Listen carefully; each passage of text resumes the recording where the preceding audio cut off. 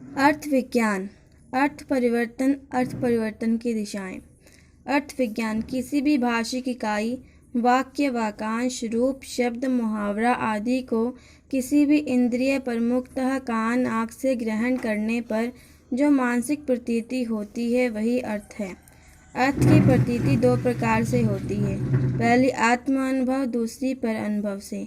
आत्म अनुभव अर्थात मैं किसी चीज़ का अनुभव करना, जैसे चीनी, पानी, गर्मी। पर अनुभव से अनेक क्षेत्र ऐसे भी होते हैं जहां हमारी पहुंच नहीं होती। उस क्षेत्र से संबंध शब्दादि के अर्थ की प्रतीति के लिए हमें दूसरों के अनुभव या ज्ञान पर निर्भर करना पड़ता है। शब्द और अर्थ का संबंध। भाषा के शब्द प्रतीक हैं कि कुछ अपवादों को छोड़ दें तो शब्द और अर्थ का कोई स्वाभाविक एवं सहज संबंध नहीं है। समाज ने यह संबंध मान लिया है, या कहें कि समाज ने विभिन्न शब्दों को विभिन्न अर्थों में प्रतीक के रूप में स्वीकार कर लिया है। जैसे पानी कहने से उसी का बोध होता है। अर्थ परिवर्तन। प्रत्येक शब्द बल्कि प्रत्येक भाषिक इकाई का अर्थ होता है, किंतु यह अर्थ सर्वदा एक नहीं रहता, उसमें परिवर्तन होता रहता है। जैसे संस्कृत शब्द आकाशवाणी को संस्कृत में उसका अर्थ देववाणी है और हिंदी में अर्थ परिवर्तन होकर रेडियो हो गया है और अब इसे ऑल इंडिया रेडियो कहा जाता है। दूसरा अर्थ परिवर्तन, जंग। जैसे संस्कृत में पैर का वह भाग जो घुटने के नीचे है उसे जंग कहा जाता था, लेकिन अब हिंदी में जंग को पैर का वह भाग जो घुटने के ऊपर है उसे जंगा कहा जाता है। इस प्रकार जंगा का अर्थ परिवर्तन हो गया।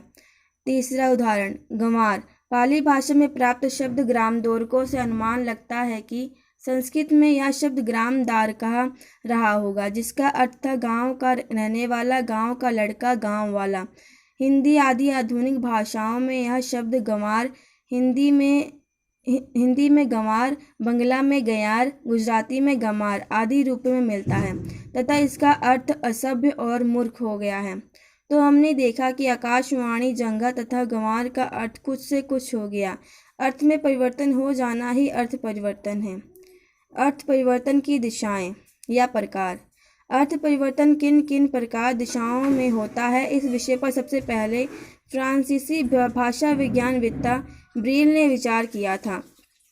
उन्होंने 3 दिशाओं की खोज की: अर्थ विस्तार, अर्थ संकोच, अर्थादेश। अभी तक यही दिशाएं अथवा प्रकार बहुत स्वीकृत हैं। पहला, अर्थ विस्तार। अर्थ विस्तार का अर्थ है अर्थ का सीमित क्षेत्र से निकल विस्तार पा जाना। जैसे संस्कृत का एक शब्द है तैल, जिसका मूल अर्थ है तिल का रस, अर्थात संस्कृत में मूलतः तिल के तेल को ही तैल कहते थे। हिंदी आदि आधुनिक भाषाओं का तेल शब्द इसी तैल से विकसित है, किंतु इसका अर्थ विस्तृत हो गया है। पहले तैल का मूल अर्थ था तिल का तेल, किंतु तेल का प्रयोग अब सभी चीज़ों के तेल के लिए होता है। तिल, सरसों, अलसी, गरी अथवा गोला, मूंगफली, बिनौला, मछली का तेल, सांप का तेल, मिट्टी का तेल। और यदि किसी को दोपहर की चिलचिलाती धूप में कहीं किसी काम से भेज दें तो वह लौटकर पसीने से लथपथ शिकायत करेगा, साहब आपने तो मेरा तेल निकाल लिया। तो हमने देखा कि तेल के अर्थ का विस्तार हो गया। दूसरा उदाहरण, शब्द पहले हरी रंग की सब्जी को कहा जाता था, जैसे पालक, चौराई, भिंडी के लिए प्रयोग। बाद में सभी सब्जी तथा हर रंग की सब्जी को सब्जी कहा जाने लगा। व्यक्तिवाचक संज्ञाओं के अर्थ भी विस्तृत हो जाते हैं। शर्त एक है, वे व्यक्ति या तो बहुत अच्छे हों या बहुत बुरे, जैसे सीता और मंथरा। और एग्जाम्पल जैसे अधर हो गया, श्री गणेश, इतिश्री, महाराज, पंडित आदि। दूसरा प्रकार, अर्थ संकोच। यह अर्थ विस्तार का ठीक उल्टा है। इसमें अर्थ की परिधि पहले विस्तृत रहती है, फिर संकुचित हो जाती है। जैसे संस्कृत मृग का मूल अर्थ था पशु, शिकार का वाचक मृगया और पशुओं के राजा सिंह के लिए मृगराज के प्रयोग में मूल अर्थ आज भी सुरक्षित है।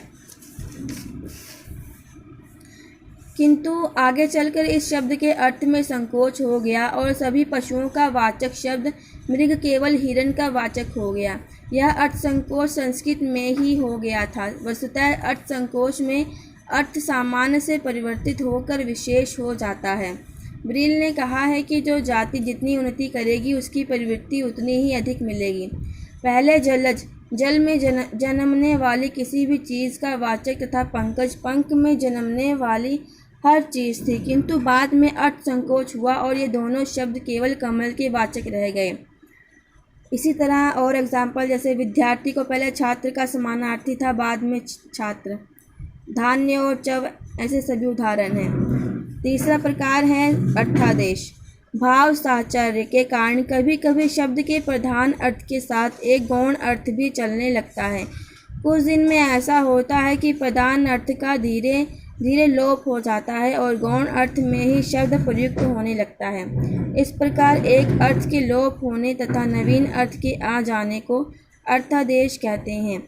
जैसे गंवार पहले गांव वाला, गांव का लड़का, और अब असभ्य। असुर पहले देववाची शब्द होता था ऋग्वेद के अनुसार, बाद में उसे राक्षसवाची कहा गया।